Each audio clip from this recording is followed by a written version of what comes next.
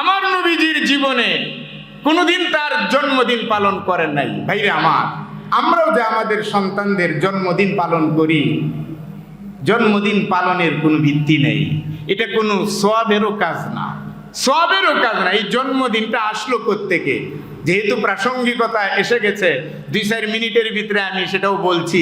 এই জন্মদিবস পালনের যে একটা প্রবণতা, এই জন্মদিবস পালনের যে একটা ইতিহাস আমাদের সামনে দাঁড়াইছে, এটা কোরআন হাদিস থেকে আসছে না কোত্থেকে আসছে? কান পেতে শুনুন। হযরত ঈসা আলাইহিস সালাতু ওয়াস সালাম, তিনি হয়তো অনেকেই, আমি এটার উত্তর জানতে চাইলে উত্তর দিতে পারবেন না হয়তো অনেকেই, এজন্য আমি এটা জানতে চাইব না। আমি বলছি আপনাদেরকে, হযরত ঈসা আলাইহিস সালাম একজন নবী, তিনি পৃথিবীতে এসেছেন, তিনি মরেন নাই, তিনাকে আবার এই জমিন থেকে দিব্যি তাকে জীবন্ত অবস্থায় আকাশে উঠায় নেওয়া হয়েছে। এটা কার কার বিশ্বাস আছে? একটু হাত উঠায় দেখান তো, দেখি দেব। মাশাআল্লাহ।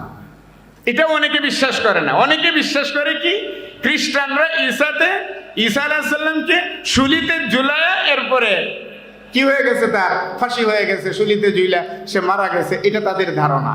কিন্তু কোরআন বলছে যে না, ঈসা মরে নাই। ঈসার অবস্থাটা যখন এমন হলো, এটা আর একটা ভিন্ন প্রেক্ষাপট, ভিন্ন ইতিহাস। আল্লাহ বলেন তখন আমি ঈসাকে উঠায় নিয়ে আসছি। আমাদের এই আখিরি নবীর উম্মতগুলি যখন পথ হারা হয়ে সারবে, শয়তানের চেয়েও বেশি শয়তান হয়ে যাবে, তখন হযরত ঈসা আলাইহিস সালাম শেষ দাবারে আইসা খালেস ঈমানওয়ালাদেরকে বের করে দিয়ে হযরত ঈসা নিজেও এই নবীর উম্মত বনে শেষ ময়দানে কাজ করবেন। সেই সময় সামনে আমাদের আসতেছে। তো ঈসা আলাইহিস সালাম যখন চলে গেল, আকাশে উঠে নেওয়া হলো, ঈসা আলাইহিস সালামকে আকাশে উঠে নেওয়ারও 330 থেকে 33 বৎসর পরে ঈসা আলাইহিস সালামের অনুসারী যারা খ্রিস্টান ছিল, তাদের ভিতরে একটা প্রবণতা দেখা দিল যে আমাদের যীশু খ্রিস্ট, আমাদের দেবতা, তিনি যেহেতু চলে গেছেন, আমরা তো ভুল করতেছি, আমাদের তো অন্তত তার জন্মদিনটা পালন করা দরকার। চিন্তা করেন, জন্ম তারিখটা, জন্ম দিবসটা কোত্থেকে আসছে? খ্রিস্টানরা মনে মনে ভাবলো যে আমাদের তো তার শানে অন্তত একটা জন্ম দিবস পালন করা দরকার। তাও এইটা অনুভূত হয়েছে প্রায় 350 বৎসরের মাথায় যায়। সবাই বললো যে হ্যাঁ, এটা তো ভালো কথাই বলছেন, এটা করা দরকার। তাহলে কি করা দরকার? ভালো কাজ। যে ওই দিনে 25শে ডিসেম্বর, যেটা বড়দিন, খ্রিস্টীয় বড়দিন, যেটা 25শে ডিসেম্বর, কি করা যায় জন্মদিনে? যে আমরা সেই দিন নবী ঈসার জীবনী নিয়ে আলোচনা করব, যেটা আমরা মুহাম্মদ সাল্লাল্লাহু আলাইহি সাল্লামের জীবনী নিয়ে আলোচনা করতেছি। ভালো কাজ। বেশ কিছুদিন সেইভাবে সেই ভালো কাজ চললো। এখন দেখা গেল যে ভালো কাজ চলতেছে, 25শে ডিসেম্বর আসলে নবী ঈসার জীবন বৃত্তান্ত নিয়ে আলোচনা হয়, কিন্তু মানুষজন তেমন একটা বেশি জমায়েত হয় না। মানুষজন তেমন বেশি একটা জমায়েত হয় না। তখন কিছুজন পরামর্শ দিল, এইভাবে মানুষ জমানো যাবে না, তো কি করা হবে? এক কাজ করো, কিছু গান বাদ্য বাজনা এটার সাথে লাগাইয়া দাও।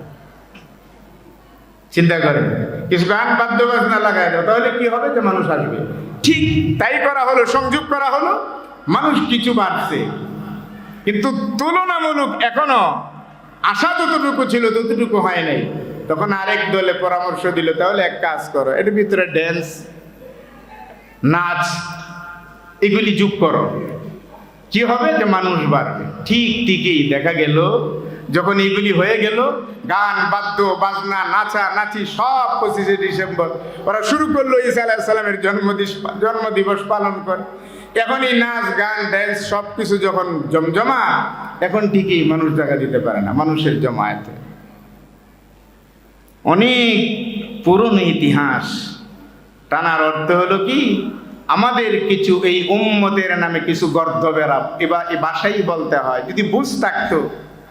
এদের এই বুঝটা হলো ঈসা আলাইহিস সালামের অনুসারী ওই যে খ্রিস্টানরা, তারা হযরত ঈসা আলাইহিস সালামের জন্ম দিবস পালন করা শুরু করেছিল। শুরুটা ভালোই ছিল যে তার জীবন বৃত্তান্ত আলোচনা করব, ভালো, কিন্তু শেষ পর্যন্ত যেই জায়গায় নিয়ে লাগাইছে, আমাদের নবীর উম্মতেরা এই জন্ম তারিখটাকে ওই খ্রিস্টানদের মতনই প্রায় ওই রকমই বানানোর একটা পায়তারা চলতেছে। যে কারণে নবীর জন্মদিনে কেক কাটা, মিছিল করা, মিটিং করা অতি অচিরেই হয়তো চলে আসবে যে ওই দিন তারা ওই খ্রিস্টানদের মতন তাদের দলে আরো মানুষকে বিরাবার জন্য যা কিছু সংযোজন করা দরকার, সংযোগ করা দরকার, তারা হয়তো সেগুলিই করবে। আর না হলে একজন নবীর আশিক যদি হয়, জীবনী আলোচনা করা যায়, জীবনী আলোচনা শোনা যায়, কিন্তু সত্যিকার অর্থে নবীকে ভালোবেসলে সেই ভালোবাসা কেক কাইটা এটা সেই ভালোবাসাকে পরিপূর্ণতার রূপ দেয়া যায় না, মিটিংয়ে মিছিলে রূপ দেয়া যায় না।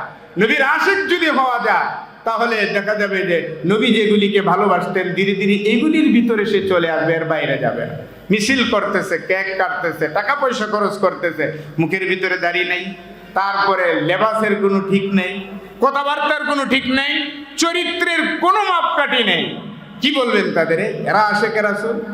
আশেকে রাসূলের পোস্টার, ব্যানার, লিফলেট অহরহ এখন কি জমজমাট প্রচারণা।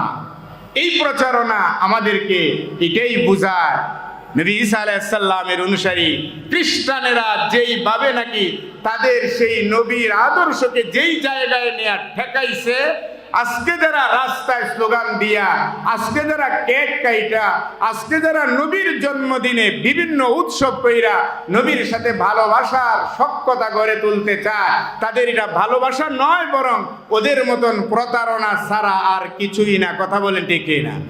একটু ধীরে ধীরে আমরা ওইটার ভিতরে যাই ঢুক, ধীরে ধীরে আমরা ওইটার ভিতরে যাই ঢুক। কেন তুমি এটার ভিতরে যাইবা? কেন এটার ভিতরে যাইবা? এটার ভিতরে তো কিচ্ছু নাই। নবীর আশিক যদি হওয়া যায়, নবীর আশিকদের কাজ হলো নবী যা করেছেন নবীর দাঁত ভাঙ্গা, নবীর গায়ে রক্ত দেয়া, যেই দিন আমাদের সামনে রেখে গিয়েছেন নবীর আদর্শ। নবীকে যদি ভালোবাসো, আশিকে রাসূল হতে চাও, তাহলে নবীর মতো সময়ে সময়ে আল্লাহর জমিনে আল্লাহর দিন প্রতিষ্ঠার জন্য রক্ত দিতে হবে।